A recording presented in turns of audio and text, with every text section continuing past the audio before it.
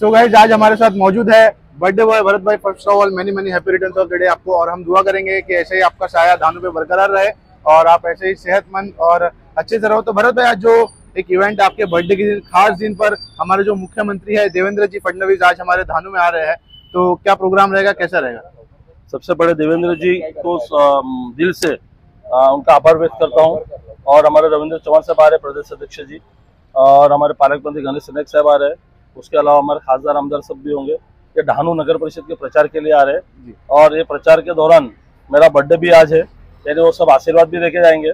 और हमारी धानु की जनता, मेरा बर्थडे गिफ्ट 2 तारीख को बटन दबा के 3 तारीख को रिजल्ट दिखेगा, 27 के 27 बीजेपी की सीट 100% धानु की जनता जीत के देगी। बर्थडे गिफ्ट मिलेगा आपको 3 तारीख के अंदर, धानु की जनता देगी। हाँ भरत भाई, जो 2025 इलेक्शन है धानु के अंदर, ये ऐसा फर्स्ट टाइम ऐसा लग रहा है जो माहौल जो है इलेक्शन का, ज्यादा लोगों में एक्साइटमेंट है, तो आपका उसके ऊपर क्या कहना है? देखो, एक्साइटमेंट लोगों को एक्साइटमेंट है, और जो हमारे 27 उम्मीदवार उतरे मैदान में, वो 27 उम्मीदवार इतने स्ट्रांग है, उनका बैकग्राउंड है, आज एक्साइटमेंट उन्होंने क्रिएट किया धानु के अंदर। Okay, thank you so much Bharat bhai for your time, और होप करेंगे आज का इवेंट बहुत अच्छे से हो। Thank you so much.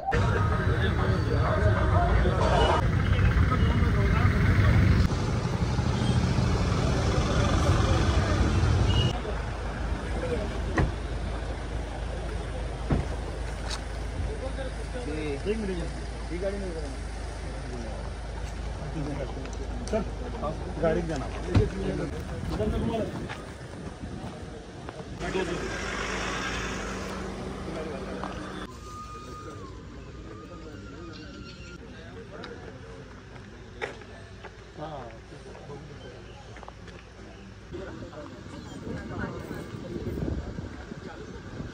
जब हम लोग आ चुके हैं हेलीपैड के पास, तो अभी यहाँ पर सीएम सर उतरेंगे इस तरफ, और फिर हम लोग यहाँ से जाएंगे डायरेक्टली मंडप के पास।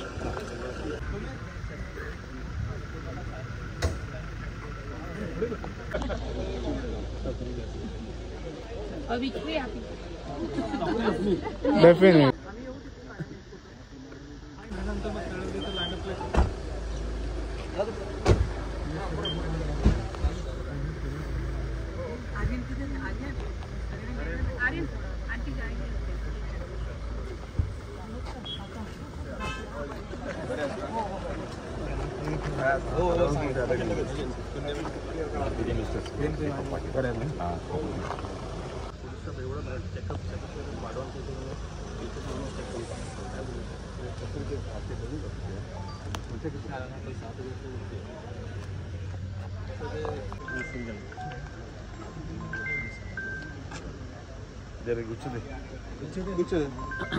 फोटो काढायला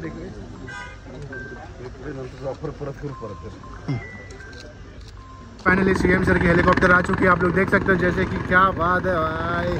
और यहाँ पे फुल क्राउड है, ये देखो यहाँ पे सब अभी इंतजार में खड़े हैं।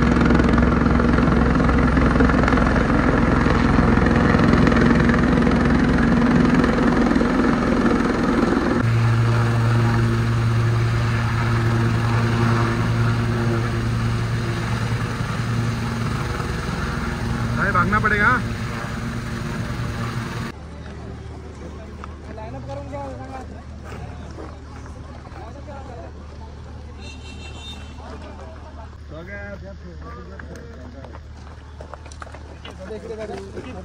सर इकडे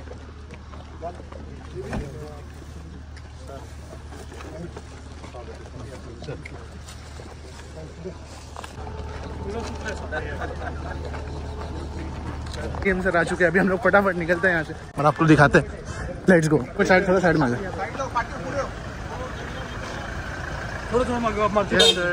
लेट्स गो। सो गाइस, अभी हम लोग यहाँ से निकल रहे हैं, तो अभी चलते हैं सीधा सर्वर पे।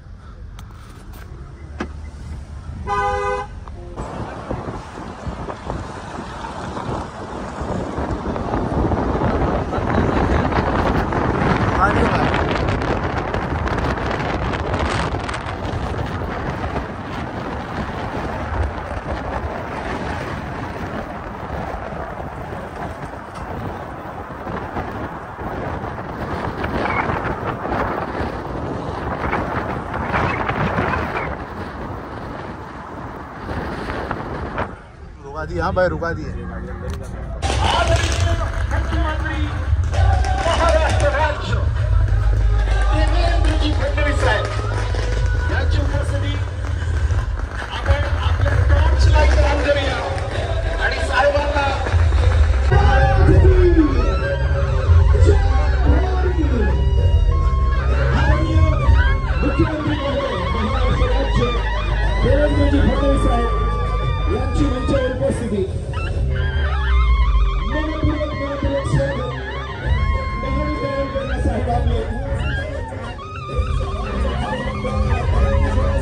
उपस्थित आहेत, पालकमंत्री गणेश नाईक साहेब इथे उपस्थित आहेत, आमदार हरिश्चंद्र भोये आणि ज्येष्ठ नेता पालक यांचं स्वागत करतील उमेदवार. आणि अर्थातच भरतभाईंना उभं राहण्यासाठी साहेबांनी सांगितलेलं आहे. मला जोरदार टाळ्यांच्या कडकडाटात स्वागत करूया आदरणीय मुख्यमंत्री देवेंद्रजी फडणवीस या ठिकाणी मनपूर्वक स्वागत. जरा जोरदार टाळ्यांचा कडकडाट. त्याचसोबत बाबाजी काठोळे ज्येष्ठ नेता पालघर जिल्हा निवडणूक प्रमुख यांचं स्वागत. सर्वप्रथम देवेंद्रजी साहेबला नमस्कार. आणि मी भाग्यवान आहोत साहेब की तुम्ही जेव्हा जेव्हा ढाणू आले आणि जिल्ह्यामध्ये आपण इतिहास घडवलाय लोकसभापासून. साहेब आपल्या मंचावर उपस्थित आमचे प्रदेश अध्यक्ष रवींद्र चव्हाण साहेब, आपल्या जिल्ह्याचे पालकमंत्री गणेश नाईक साहेब, त्यांच्यानंतर आपले ज्येष्ठ नेता बापजी सर आणि इथे उपस्थित सर्व आपले प्रमुख कार्यकर्ता आणि इथे उपस्थित आमचे भारतीय जनता पार्टी 27 उमेदवार. हात वरती करून दाखवा उमेदवार. नगरसेवक होणार 3 तारीखला सर्व. सर एक शायरी पासून सुरू करतोय. माननीय देवेंद्र जी, ढानू की मिट्टी में आपका स्वागत खुले दिल से करता हूँ. ढानू की मिट्टी पे आपका स्वागत खुले दिल से करता हूँ. आपके कदमों से हमारी आशाओं को नई रोशनी मिलती है. आपके कदमों से हमारी आशाओं को नई रोशनी मिलती है. ढानू की धरती पर आज फिर एक मुकाबला खास है. ढानू की धरती पे फिर एक मुकाबला खास है. एक तरफ पूरा गठबंधन और एक तरफ भरत राजपूत के साथ बीजेपी की आवाज है. क्या बात है. विजय असो, विजय असो.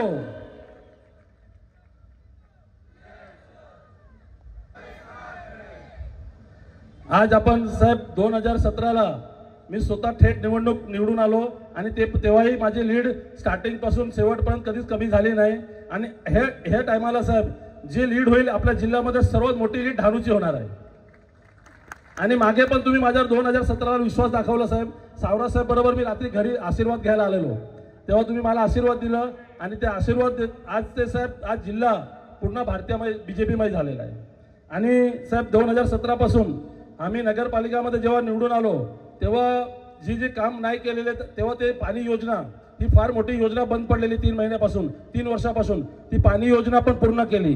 त्याच्यानंतर गार्डन, रोड, लाईट, गटर, हायमस, त्याच्यानंतर आपलं लहान क्लिनिक वॉर्ड वाईज सुरू करण्यात आलं.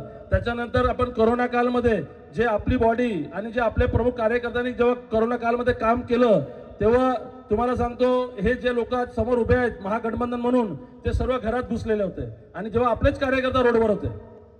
आणि त्याच्यानंतर आपण ढाणू फेस्टिवल सुरू केलं. आज ढाणू फेस्टिवल आज महाराष्ट्रामध्ये नाव झालं आणि साहेब ढाणू बीचवर इंटरनॅशनल बीच डिक्लेअर केलं. इंटरनॅशनल बीच ढाणूचं डिक्लेअर केलं त्या लोकांनी. ढाणूमध्ये जेव्हापासून नगरपालिका बीजेपीची आली 8 वर्षात पाणी कुठेच वॉटर लॉगिंग झालं का? कुठेच नाही. 8 वर्ष अगोदर पूर्ण ढाणू डुबायचं पाणीमध्ये. आज पाणीची समस्या सुटली. त्याच्यानंतर भुयारी गटर साहेब, भुयारी गटरचा विषय एक आमच्याकडे आहे. त्याच्यानंतर आपला नगर परिषद इमारत आणि हे सर्व विषय आहेत.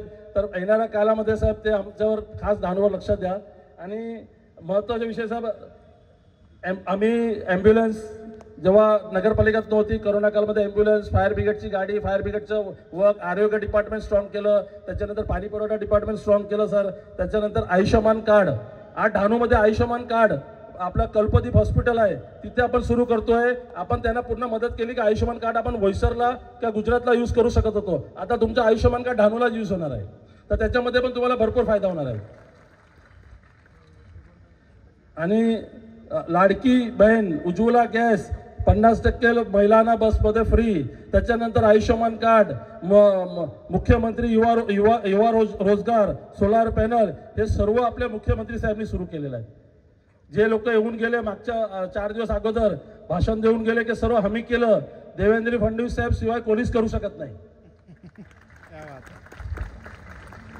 जे नगर विकासला ते तिजोरी खोलून गेले त्या तिजोरीमध्ये शेवटमध्ये मुख्यमंत्री साहेब देवेंद्र फडणवीस साहेबची साईन लागणार आहे. त्याच्यानंतरच होणार आहे सर्व विषय. आणि लाडकी बहीण हे फक्त भारतीय जनता पार्टी आणि देवेंद्र फडणवीस साहेब नी सुरू केलेलं आहे. तुम्हाला सांगतो मी, हे भारतीय जनता पार्टीची योजना आहे. दुसऱ्या पक्षाची योजना आहे ते येऊन बोलून गेले की आम्ही केलं. हे सर्व जे केलेलं आहे आपल्याकडे समोर बसले देवेंद्र फडणवीस साहेबांनी केलेलं आहे. मनापासून हात वरती करून त्यांच्या मनापासून आभार व्यक्त करावा.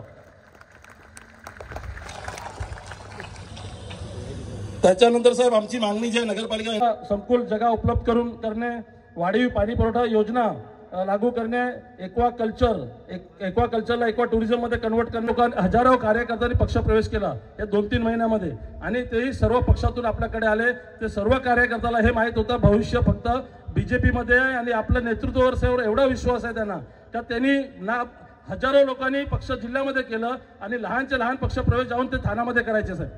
आणि आपले उपमुख्यमंत्री घ्यायचे आणि इकडे आमच्या जिल्ह्यावर खासदार साहेब आणि आम्ही घ्यायचो साहेब. आणि आमचे पालकमंत्री गणेश साहेब आहेत, त्यांचाही आशीर्वाद जिल्ह्यामध्ये आम्हाला आहे. लहान लहान कामामध्ये ते नेहमी मदत करतात. आणि आमचे रवींद्र चव्हाण साहेब त्यांचं खास प्रेम आहे आमच्यावर, डहाणूवर आणि आपल्या जिल्ह्यावर.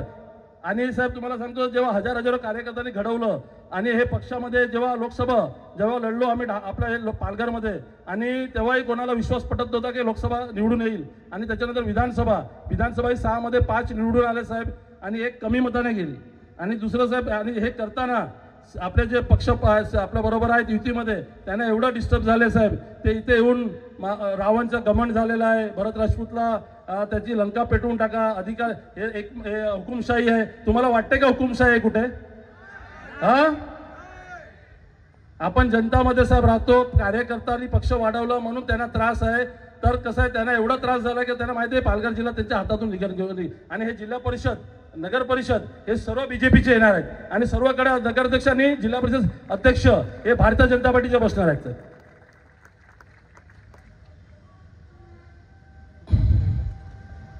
आणि साहेब जाताना फक्त एवढंच एक परत शायरी बोलून जातोय, मुकाबला चाहे कितना बड़ा हो,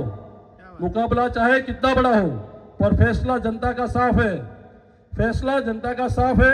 एक तरफ पूरा गठबंधन और एक तरफ भरत राजपूत का विश्वास है. जय हिंद, जय महाराष्ट्र.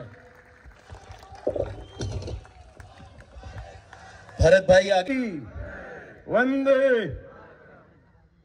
डहाणू नगर परिषद निवडणूक 2000. आपल्या सर्वांना विनंती आहे की आपण सर्वांनी बूथ लेवल वरती जाऊन प्रत्येक यादीवरती असणाऱ्या प्रत्येक मतदारापर्यंत घरोघरी पोहोचलं पाहिजे.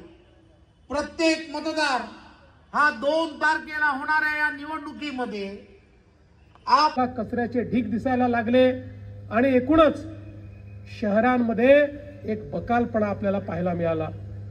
पहिल्यांदा या देशामध्ये माननीय प्रधानमंत्री नरेंद्र मोदीजींनी 2014 साली सांगितलं की गावांवर तर लक्ष दिलंच पाहिजे पण त्यासोबत शहरांकडे लक्ष दिलं पाहिजे. शहरीकरणाला अभिशाप समजू नका, शहरीकरणाला एक संधी समजा. कारण याच शहरामध्ये 65% GDP तयार होतो, रोजगाराची संधी तयार होते. ही शहरं जर आपण चांगली केली तर आपल्याला लोकांचं जीवनमान उंचवता येईल. आणि म्हणून मोदीजींनी पहिल्यांदा देश पातळीवर अमृत सारखी योजना, स्मार्ट सिटी सारखी योजना, शहराकरता लाखो कोटी रुपयाचं बजेट हे मोदीजींनी तयार केलं. आज गेल्या 10 वर्षामध्ये आपल्या राज्यामध्ये अनेक ठिकाणी पिण्याच्या पाण्याच्या योजना चालल्या आहेत, भुयारी गटाराच्या योजना चालल्या आहेत, रस्त्याच्या योजना चालल्या आहेत. या सगळ्या योजना कुठून होत आहेत? माननीय मोदी साहेबांनी तयार केलेल्या अमृतच्या योजनेतनं 30-35-40 हजार कोटी रुपये या महाराष्ट्राला मिळाले आणि तेच तुमचे पैसे तुमच्यापर्यंत आणून तुमचा विकास करण्याचा प्रयत्न हा आमच्या माध्यमातून या ठिकाणी चाललेला आहे. आणि म्हणून आज आपण महाराष्ट्राचा विचार केला. महाराष्ट्रातली 50% जनता 6-6.5 कोटी लोक 40,000 गावांमध्ये राहतात. पण तेवढेच 6-6.5 कोटी लोक केवळ डहाणू सारख्या 400 शहरांमध्ये राहतात. या 400 शहरांमध्ये त्या ठिकाणी शिक्षण, आरोग्य, रोजगार, त्या ठिकाणी अन्न, वस्त्र, निवारा, त्या ठिकाणी पिण्याचं पाणी, त्या ठिकाणी दिवाबत्तीची सेवा, घनकचऱ्याचं व्यवस्थापन, सांडपाण्याचं व्यवस्थापन, या सगळ्या गोष्टी जर आपण केल्या तर खऱ्या अर्थानं ही शहरं बदलतील आणि या 50% जनतेचं जीवनमान आपल्याला उंच करता येईल. आणि म्हणून या सगळ्या विकासाची ब्ल्यूप्रिंट तयार करून त्याचं नियोजन तयार करून आम्ही आपल्या पुढे आलो आहोत.